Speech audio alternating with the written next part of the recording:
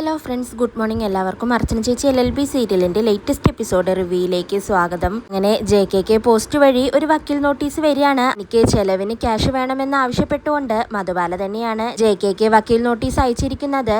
JK അതിനെക്കുറിച്ച് മധുബാലയോട് ചോദിക്കുന്നുണ്ട്. അങ്ങനെ തനിക്ക് ചെലവിന് ക്യാഷ് വേണമെന്ന് പറഞ്ഞ് മധുബാല JKയോട് തർക്കിക്കുകയാണ്. JK പറയുന്നുണ്ട്, എന്റെ കയ്യിൽ നിന്ന് ഒരു ക്യാഷ് പോലും നിനക്ക് കിട്ടില്ല, കാരണം കയ്യിൽ നിന്ന് 1 രൂപ പോലും വേണ്ടെന്ന് പറഞ്ഞ് പണം എന്റെ മുഖത്തേക്ക് വലിച്ചെറിഞ്ഞിട്ടാണ് നീ പോയത്. നിന്റെ അച്ഛൻ വലിയ ജസ്റ്റിസ് ഒക്കെ ആണെന്നല്ലേ നീ അന്ന് പറഞ്ഞത്? കോടിക്കണക്കിന് ക്യാഷ് ഉണ്ടാക്കുന്നുണ്ടെന്നും വീമ്പിളക്കി. ഇനി നിനക്ക് ചെലവ് ക്യാഷ് വേണോ? ഞാൻ എന്തായാലും തരില്ലെന്ന് JK അങ്ങനെ പറയുമ്പോൾ മധുബാല പറയുന്നുണ്ട്, എങ്കിൽ പിന്നെ നമുക്ക് കോടതിയിൽ കാണാം, നമുക്ക് കോടതി വഴി നീങ്ങാമെന്ന് പറയുമ്പോൾ JK പറയുന്നുണ്ട്, നീ പറഞ്ഞില്ലെങ്കിലും കോടതിയിൽ പോവാനിരിക്കുകയായിരുന്നു ഞാൻ. ഇവനെ പോലെ പിടികൂടിയിരിക്കുന്ന മധുബാല എന്ന ശത്രുവിനെ എന്നിൽ നിന്ന് അകറ്റിത്തരണമെന്ന് കോടതിയോട് അപേക്ഷിക്കാൻ നേരത്തെയും ഡിവോഴ്സിന് വേണ്ടി നടന്നതാണ്. പക്ഷേ അവസാന നിമിഷം നീ നിന്റെ തനി സ്വരൂപം എടുത്തതുകൊണ്ടാണ് അന്ന് എനിക്ക് ഡിവോഴ്സ് കിട്ടാതിരുന്നത്. എന്തായാലും നീ ഒരു കാര്യം ചെയ്യേ, ഡിവോഴ്സ് പേപ്പറിൽ ഒപ്പിട്, നഷ്ടപരിഹാരം ഞാൻ തന്നേക്കാമെന്ന് JK അങ്ങനെ പറയുമ്പോൾ മധുബാല പറയുന്നുണ്ട്, നഷ്ടപരിഹാരമോ? എന്റെ പട്ടിക്ക് പോലും വേണ്ട ഡിവോഴ്സ് ഞാൻ വേണ്ടെന്ന് പറയുന്നത്. നിങ്ങളെ വിട്ടുപോവാൻ എനിക്ക് സൗകര്യമില്ലാത്തത് കൊണ്ടാണ്.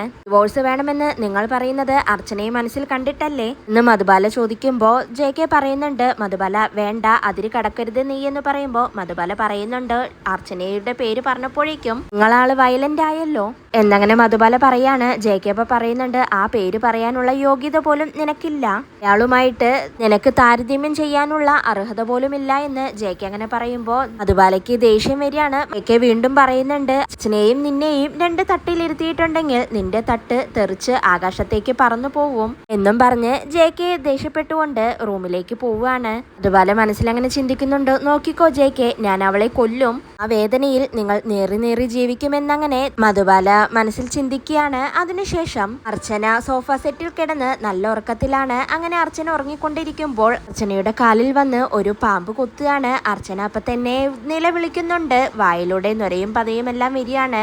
എന്നാൽ ചന്ദ്ര കാണുന്ന ഒരു സ്വപ്നമാണിത്. ചന്ദ്ര ആ സ്വപ്നം കണ്ട് ഞെട്ടി ഉണരുന്നുണ്ട്. ചന്ദ്രയുടെ നിലവിളി കേട്ട് വിജയ് ശങ്കർ എന്താണെന്ന് ചോദിക്കുകയാണ്. ചന്ദ്ര അപ്പൊ പറയുന്നുണ്ട്, അർച്ചന മരിച്ചതായി ഞാൻ സ്വപ്നം കണ്ട് വിജയേട്ടാ, പാമ്പ് കടിച്ചതാണ്, അവളുടെ വായിൽ നിന്ന് നൊരയും പതയുമെല്ലാം വന്നു എന്നും പറഞ്ഞ് ചന്ദ്ര ആകെ പേടിച്ചിരിക്കുകയാണ്. പിന്നീട് ചന്ദ്ര കുറച്ച് വെള്ളമെടുത്ത് കുടിക്കുന്നുണ്ട്. എന്നിട്ട് പറയുന്നുണ്ട്, സ്വപ്നം നടക്കണം വിജയേട്ടാ, അർച്ചന ഇനി ഈ ഭൂമിയിൽ വേണ്ട. നിങ്ങൾ വിചാരിച്ചാൽ നമുക്കൊരു വിഷപ്പാമ്പിനെ സംഘടിപ്പിക്കാൻ പറ്റില്ലേ? എന്തായാലും കടിച്ച പാമ്പിനെതിരെ ആരും കേസെടുക്കില്ലല്ലോ എന്ന് ചന്ദ്ര അങ്ങനെ പറയുമ്പോൾ വിജയ് ശങ്കർ പറയുന്നുണ്ട്, പറയുന്നത് പോലെ അത്ര നിസ്സാരമല്ല ഈ കാര്യം, ഇതിന് പിന്നിൽ പ്രവർത്തിച്ചവർക്കെതിരെ കേസെടുക്കും. സമാനമായ സംഭവങ്ങൾ നമ്മുടെ കേരളത്തിൽ നടന്നിട്ടുണ്ട്. വളരെയേറെ പ്ലാനിങ്ങോടുകൂടിയാണ് എല്ലാം ചെയ്തതെങ്കിലും ഒടുവിലെല്ലാം പിടിക്കപ്പെട്ടിട്ടുണ്ടെന്ന് വിജയ് ശങ്കർ അങ്ങനെ പറയുമ്പോൾ ചന്ദ്ര പറയുന്നുണ്ട്, ഇനിയിപ്പോൾ എന്തൊക്കെ ചെയ്തിട്ടാണെങ്കിലും അച്ഛനയെ തീർത്തേ പറ്റൂ. ഇനിയും അവളെ വെച്ചുകൊണ്ടിരുന്നാൽ നമുക്ക് മനസമാധാനത്തോടെ ജീവിക്കാൻ കഴിയില്ല. അപ്പോൾ ഈ വിഷയം പറഞ്ഞാലും അങ്ങനെ ചെയ്യാൻ പറ്റില്ല, എങ്ങനെ ചെയ്യാൻ പറ്റില്ല എന്ന് നിങ്ങൾ പറയും. സത്യം പറ, അർച്ചനയെ വകവരുത്താൻ നിങ്ങൾക്ക് എന്താ മനസ്സ് വരുന്നില്ലേ എന്നങ്ങനെ ചന്ദ്ര ദേഷ്യപ്പെട്ട് ചോദിക്കുകയാണ്. വിജയ് ശങ്കർ അപ്പൊ പറയുന്നുണ്ട്, നീ എന്താ ചന്ദ്ര ഇങ്ങനെ പറയുന്നത്? എനിക്ക് പൂർണ്ണ മനസ്സാണ്, പക്ഷെ നമ്മൾ പിടിക്കപ്പെടരുത്. നമ്മളെങ്ങാനും പിടിക്കപ്പെട്ടാൽ ഈ കുടുംബം പിന്നെ തകർന്നു പോവും, നമ്മുടെ മക്കൾക്ക് ജീവിതമില്ലാതെയായി പോവും. അതുകൊണ്ട് എല്ലാം സൂക്ഷിച്ചിട്ട് വേണം കൈകാര്യം ചെയ്യാൻ. പിന്നെ അതുമാത്രമല്ല, അച്ചു SI ആണ്, അവൻ എന്തെങ്കിലും സംശയം തോന്നിയാൽ അവൻ പിന്നെ വെറുതെ ഇരിക്കില്ല. കുട്ടികൾക്കും ഒരു സംശയം ഉണ്ടാവരുത്, അച്ഛന മരിച്ചു എന്ന് മാത്രമേ അവരറിയാൻ പാടുള്ളൂ എന്ന് വിജയ് ശങ്കർ അങ്ങനെ പറയുമ്പോൾ ചന്ദ്ര പറയുന്നുണ്ട്, ചിന്നു ഒന്നും അറിയരുത്, അവൾക്കെല്ലാം മണത്തറിഞ്ഞ് കണ്ടുപിടിക്കുന്ന സ്വഭാവമുണ്ട് എന്ന് ചന്ദ്ര പറയുമ്പോൾ വിജയ് ശങ്കർ പറയാണ്, അതുകൊണ്ട് തന്നെ എല്ലാ പഴുതുകളും അടച്ചിട്ട് വേണം അവളെ വകവരുത്താൻ. ഇതിനുള്ള ചാൻസ് വൈകാതെ തന്നെ വന്നു ചേരുമെന്ന് എന്റെ മനസ്സ് പറയുന്നു. അച്ഛനെ കൊല്ലുമെന്നുള്ള കാര്യം നമ്മൾ എന്തായാലും തീരുമാനിച്ചു, ഇനി അതിനുള്ള സമയം മാത്രം വന്നു ചേർന്നാൽ മതി എന്നങ്ങനെ വിജയ് ശങ്കർ ചന്ദ്രയോട് പറയുകയാണ്. പിറ്റേ ദിവസം രാവിലെ തന്നെ JKയും സുമിത്ര ടീച്ചറും അമ്പലത്തിലേക്ക് പോവുകയാണ്. മധുബാലയാണെങ്കിൽ ആരോ വന്ന് കോളിംഗ് ബെല്ലടിക്കുന്നത് കേട്ട് ടീച്ചറും JK ആയിരിക്കുമെന്ന് കരുതി പോയി വാതിൽ തുറന്നു കൊടുത്ത് വേഗം തന്നെ ആരാണെന്ന് പോലും നോക്കാതെ അകത്തേക്ക് പോവാനായി നിൽക്കുകയാണ്. എന്നാൽ മധുബാലയുടെ ധാരണകളെല്ലാം തെറ്റിച്ചുകൊണ്ട് മധുബാലയുടെ അച്ഛനാണ് അങ്ങോട്ടേക്ക് വന്നിരിക്കുന്നത്. ഹലോ എന്ന് പറയുന്നതും മധുബാല തിരിഞ്ഞു നോക്കുന്നുണ്ട്. അച്ഛനെ കണ്ട് മധുബാലയ്ക്ക് ഒരുപാട് സന്തോഷാവുന്നുണ്ട്. പിന്നീട് അവരുടെ സ്നേഹപ്രകടനങ്ങളെല്ലാം കഴിഞ്ഞ് മധുബാല അങ്ങനെ അച്ഛനെ വിളിച്ച് അകത്തേക്ക് കൊണ്ടുപോയി ഇരുത്തുകയാണ്. മധുബാല പറയുന്നുണ്ട്, JKയും അമ്മയും അമ്പലത്തിലേക്ക് പോയിരിക്കുകയാണെന്ന്. മധുബാലയുടെ അച്ഛനപ്പ ചോദിക്കുന്നുണ്ട്, മോളെ നീ എന്താണ് അപ്പൊ അവരുടെ കൂടെ അമ്പലത്തിലേക്ക് പോവാതിരുന്നത് എന്ന് ചോദിച്ചപ്പോ മധുബാല പറയുന്നുണ്ട്, ഞാനായ അമ്മയുടെയും മോന്റെയും കൂടെ എവിടേക്കും പോവാറില്ല അച്ഛാ. JKയുടെ അമ്മ പോകുമ്പോൾ വിളിക്കും, ഞാൻ പോവില്ലെന്നറിയാം, എന്നാലും ഒന്ന് വിളിക്കും. പക്ഷേ ഞാൻ പോവില്ല. ജെകെയുമായിട്ട് ഞാൻ യാത്രകളൊന്നും പോവാറില്ല. അതൊന്നും ശരിയാവില്ല. യാത്ര ഓട്ടോയിലാണ് ഫുഡ് കഴിക്കുന്നത്. ഏതെങ്കിലും ഒരു ചെറിയ ഹോട്ടലിൽ നിന്നായിരിക്കും. ദാഹിച്ചാൽ റോഡ് സൈഡിൽ നിന്ന് കരിക്ക് വാങ്ങിച്ചു കുടിക്കും. ഒരു കാറ് വാങ്ങാൻ കഴിവില്ലാത്തത് കൊണ്ടൊന്നുമല്ല. ഓട്ടോയിൽ പോലും യാത്ര ചെയ്യാൻ കഴിവില്ലാത്ത എത്ര പേരാണ് ഇവിടെ ഉള്ളതെന്നാണ് പറയാറ്. നമ്മളെന്തായാലും നമ്മുടെ ഒരു സ്റ്റാൻഡേർഡ് കീപ്പ് ചെയ്യണ്ടേ അച്ഛ. ഞാൻ ജസ്റ്റിസ് മഹാദേവന്റെ മകളല്ലേ, ഒട്ടും താന്നു കൊടുക്കേണ്ട ആവശ്യമൊന്നുമില്ലല്ലോ എന്ന് മധുബാല അങ്ങനെ തൻ്റെ അച്ഛനോട് പറയാണ്. ഇതെല്ലാം കേട്ടുകൊണ്ട് മഹാദേവൻ പറയുന്നുണ്ട് ഗുഡ് മോളെ എന്ന്. അതിനുശേഷം അർച്ചനയാണെങ്കിൽ അമ്പാട്ട് വീട്ടിലേക്ക് എത്തുകയാണ്. അതിൽ തുറന്നിട്ടിട്ടും ആരെയും കാണുന്നില്ല. അർച്ചന അങ്ങനെ മഞ്ജുവിനെയും രമ്യയെയും രുക്കുവിനെ എല്ലാവരെയും വിളിക്കുകയാണ്. അപ്പോഴേക്കും അങ്ങോട്ടേക്ക് മഞ്ജുവും രമ്യയും വരുന്നുണ്ട്. അർച്ചനയെ കാണുന്നതും മഞ്ജു പറയുന്നുണ്ട്, ആ അർച്ചനേച്ചിയാണോ? രാവിലെ കാക്ക കൂകി വിളിക്കുന്നത് കണ്ടപ്പോഴേ തോന്നി ഇന്ന് വിരുന്നുകാരുണ്ടാവുമെന്ന് എന്നങ്ങനെ മഞ്ജു പറയുമ്പോൾ അർച്ചന പറയുന്നുണ്ട്, ഞാൻ കുറച്ച് ദിവസത്തേക്ക് ഇവിടെ നിന്ന് മാറി നിന്നപ്പോഴേക്കും മഞ്ജു എന്നെ ഒരു വിരുന്നുകാരിയാക്കിയോ? ഞാൻ എന്തായാലും ഇവിടെ നിന്ന് എന്നേക്കുമായി പോയതല്ല എന്നങ്ങനെ പറയുമ്പോൾ മഞ്ജു പറയുന്നുണ്ട്, അയ്യോ ചേച്ചി, ഞാൻ ആ അർത്ഥത്തിൽ പറഞ്ഞതല്ല എന്ന്. അർച്ചന അപ്പോഴേക്കും അടുത്ത് നിൽക്കുന്ന രമ്യയെ നോക്കുകയാണ്. എന്നിട്ട് ചോദിക്കുന്നുണ്ട്, ഇത് പറ്റി രമ്യേ, നിനക്കെന്താണ് ഒരു മൗനം? സുഖമില്ലേ? ആരൊക്കെ ശരിക്കും കഴിക്കുന്നുണ്ടല്ലോ എന്ന് ചോദിക്കുമ്പോൾ രമ്യ പറയുന്നുണ്ട്, എന്റെ സ്റ്റൗ കേടായി ചേച്ചി, നാക്കാൻ വരാമെന്ന് പറഞ്ഞാള് ഇവരെ വന്നില്ല എന്ന് രമ്യ പറയുമ്പോൾ മഞ്ജു പറയുന്നുണ്ട്, ഞാൻ അപ്പോഴേ പറഞ്ഞതാണ് സ്റ്റൗ കളഞ്ഞിട്ട് പുതിയതൊന്ന് മേടിക്കാൻ. എന്റെ സ്റ്റൗ നോക്ക്, ഒരു കംപ്ലൈന്റും ഇല്ല എന്ന് മഞ്ജു അങ്ങനെ പറയുമ്പോൾ അർച്ചന ഒന്നും മനസ്സിലാവാതെ ചോദിക്കുന്നുണ്ട്, നിങ്ങൾ ഇതെന്തൊക്കെയാണ് പറയുന്നത്? രണ്ടുപേർക്കും വേറെ വേറെ സ്റ്റൗവോ? അപ്പോൾ നിങ്ങൾ പാചകം ഒരുമിച്ചല്ലേ ചെയ്യുന്നത് എന്ന് ചോദിക്കുമ്പോൾ മഞ്ജു പറയുന്നുണ്ട്, ഏയ് അല്ല എന്ന്. രമ്യപ്പ പറയുന്നുണ്ട്, ഞാൻ എന്റെ സൗകര്യത്തിനാണ് ഉണ്ടാക്കി കഴിക്കുന്നതെന്ന്. അർച്ചന ഇത് കേട്ടുകൊണ്ട് പറയുന്നുണ്ട്, കൊള്ളാം, ഒരു അടുക്കളയിൽ രണ്ടടുപ്പ്. ഇനിയിപ്പോ രുക്കു മൂന്നാമതൊരു സ്റ്റവിലാണോ എല്ലാം ഉണ്ടാക്കുന്നത് എന്ന് അർച്ചന ചോദിക്കുമ്പോൾ രമ്യ പറയുന്നുണ്ട്, രുക്കു എന്തിനാണ് വീട്ടിലുണ്ടാക്കുന്നത്? 3 നേരവും പാഴ്സൽ വരുമെന്ന് രമ്യ അങ്ങനെ പറയാണ്. ഇത് കേട്ടുകൊണ്ട് അങ്ങോട്ടേക്ക് രുക്കു വരികയാണ്. ഞാൻ എന്റെ പൈസ കൊടുത്ത് ഇഷ്ടമുള്ള ഫുഡ് വാങ്ങി കഴിക്കുന്നതിന് ഇവിടെ ആർക്കാണ് നഷ്ടം എന്ന് രുക്കു ചോദിക്കുമ്പോൾ രമ്യ പറയുന്നുണ്ട്, നിന്റെ പൈസയാന്ന് പറയണ്ട, രുക്കുവിന്റെ പൈസയല്ലേ രുക്കു എടുത്ത് ചെലവാക്കുന്നതെന്ന് ചോദിക്കുകയാണ്. രുക്കു അപ്പൊ പറയുന്നുണ്ട്, ഓ രമ്യേച്ചി പിന്നെ സ്വന്തമായിട്ട് ശമ്പളം സമ്പാദിച്ചിട്ടാണല്ലോ എല്ലാം ചെയ്യുന്നത് എന്ന് ചോദിക്കുകയാണ്. ഇതെല്ലാം കേട്ട് അർച്ചന പറയുന്നുണ്ട്, വീട്ടിലെ അന്തരീക്ഷം എന്താണെന്ന് ഇപ്പൊ എനിക്ക് മനസ്സിലായി, സന്തോഷമായി. ഇനി ഞാൻ അധിക നേരം ഇവിടെ നിന്ന് ആരെയും ബുദ്ധിമുട്ടിക്കുന്നില്ല. അത്യാവശ്യമായി ഒരു ഫയൽ എടുക്കാൻ വേണ്ടി വന്നതാണ്, അത് എടുത്തുകൊണ്ട് പോയിക്കോളാം. ഞാൻ ഉപയോഗിച്ചിരുന്ന മുറി അതുപോലെ തന്നെ ഉണ്ടല്ലോ, അതോ അതും ആരെങ്കിലും കയ്യേറിയോ എന്ന് അർച്ചന അങ്ങനെ ചോദിക്കുമ്പോൾ മഞ്ജു പറയുന്നുണ്ട്, അല്ല ചേച്ചി, പിന്നെ ചേച്ചിയുടെ കുറെ സാരികൾ എടുത്ത് ഞാൻ എന്റെ മുറിയിൽ കൊണ്ടുപോയി വെച്ചിട്ടുണ്ട്.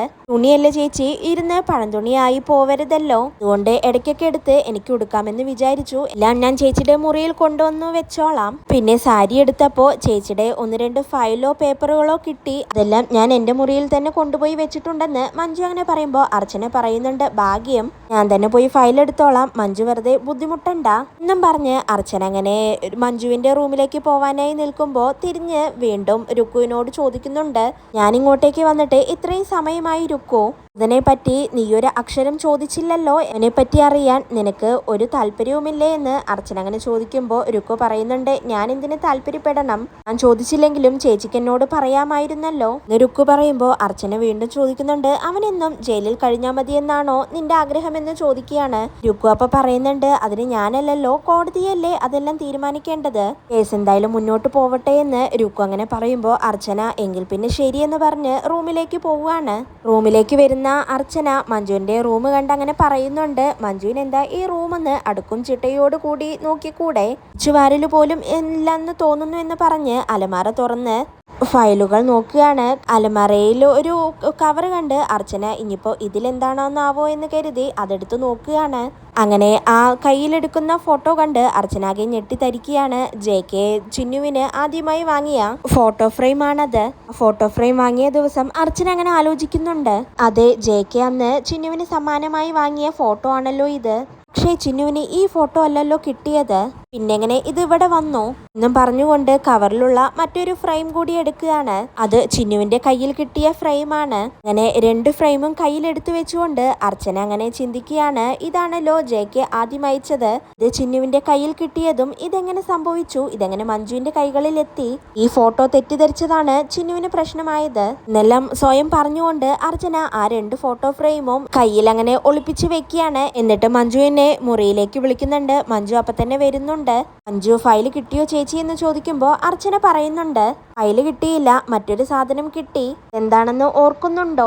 2 ഫോട്ടോ ഫ്രെയിമുകളെ കുറിച്ച് മഞ്ജുവിന് എന്തെങ്കിലും അറിയോ എന്ന് അർച്ചന ചോദിക്കുമ്പോൾ മഞ്ജു പറയുന്നുണ്ട്, ആദ്യത്തെ ഫോട്ടോ JK ചിന്നുവിന് അയച്ചു കൊടുത്തതല്ലേ, അത് കാണുമ്പോഴേ എനിക്ക് ദേഷ്യം വരും. ഈ ഫോട്ടോ ഏതാണ് ചേച്ചി, എനിക്ക് ഇതിനെക്കുറിച്ച് ഒരു ഓർമ്മയുമില്ലല്ലോ എന്ന് മഞ്ജു അങ്ങനെ പറയുമ്പോൾ അർച്ചന പറയുന്നുണ്ട്, എന്നാ എനിക്ക് നല്ല ഓർമ്മയുണ്ട്. ഇതാണ് JK ചിന്നുവിന് അയച്ചു കൊടുത്ത ഫോട്ടോ. ഇതിന് പകരമായി JKയുടെ മനസ്സറിവില്ലാതെ ചിന്നുവിന്റെ കയ്യിൽ കിട്ടിയ ചിത്രമാണ് ഈ രണ്ടാമത്തേത്. അങ്ങനെ അർച്ചന സത്യം പറയുമ്പോൾ മഞ്ജു ഇതെല്ലാം കേട്ട് ആകെ പേടിച്ചു വരച്ചുകൊണ്ട് പറയുന്നുണ്ട്, ചേച്ചി ഇതിനെക്കുറിച്ച് എനിക്കൊന്നും അറിയില്ല എന്ന് പറയാണ്. അർച്ചന പറയുന്നുണ്ട്, മഞ്ജുവിനെല്ലാം അറിയാം. ഇതിനു പിന്നിൽ നിന്റെ ബുദ്ധിയാണോ അതോ മറ്റാരെങ്കിലും കൂടെ ഉണ്ടായിരുന്നോ എന്ന് അർച്ചന ചോദിക്കുമ്പോൾ മഞ്ജു പേടിച്ചുകൊണ്ട് പറയുന്നുണ്ട്, ചേച്ചി അനന്തേട്ടനാണേ, ഞാനിതൊന്നും അറിഞ്ഞതല്ല, വെറുതെ എന്തിനാണ് എന്നെ സംശയിക്കുന്നത് എന്ന് മഞ്ജു കള്ളം പറയാണ്. അർച്ചനപ്പ പറയുന്നുണ്ട്, ശരി ഞാനൊന്നും ചോദിക്കുന്നില്ല, ഈ ചെയ്തത് ഒരു വഞ്ചന കുറ്റമാണ്, ക്രിമിനൽ ഒഫൻസ് ആണ്, പോലീസ് വരും, പോലീസ് ചോദിച്ചോളും എല്ലാം, നേരം മഞ്ജു എല്ലാം പറഞ്ഞാൽ മതി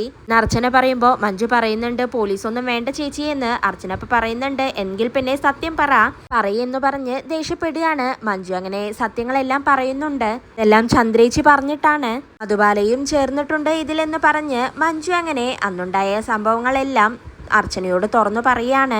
ഇതെല്ലാം കേട്ട് അർച്ചന ആകെ ഷോക്കാവുന്നുണ്ട്. മഞ്ജു പറയുന്നുണ്ട്, ചേച്ചി ഇതെല്ലാം ചന്ദ്രേച്ചിയുടെ ബുദ്ധിയാണെന്ന്. എന്നാൽ ഇതെല്ലാം കേട്ടുകൊണ്ടാണ് അങ്ങോട്ടേക്ക് അനന്തൻ വരുന്നത്. അനന്തൻ ഇതെല്ലാം കേട്ട് മഞ്ജുവിന്റെ അടുത്തേക്ക് പോയി മഞ്ജുവിനെ പിടിച്ചടിക്കുകയാണ്. അനന്തൻ എന്നിട്ട് പറയുന്നുണ്ട്, എല്ലാം ഞാൻ കേട്ടു, ഭാര്യയ്ക്ക് സംരക്ഷണം കൊടുക്കാനായിട്ട് നേരത്തെ വന്നതാണ് ഞാൻ, പക്ഷേ എനിക്കാണിപ്പോ ഞെട്ടിക്കുന്ന സർപ്രൈസ് കിട്ടിയത്.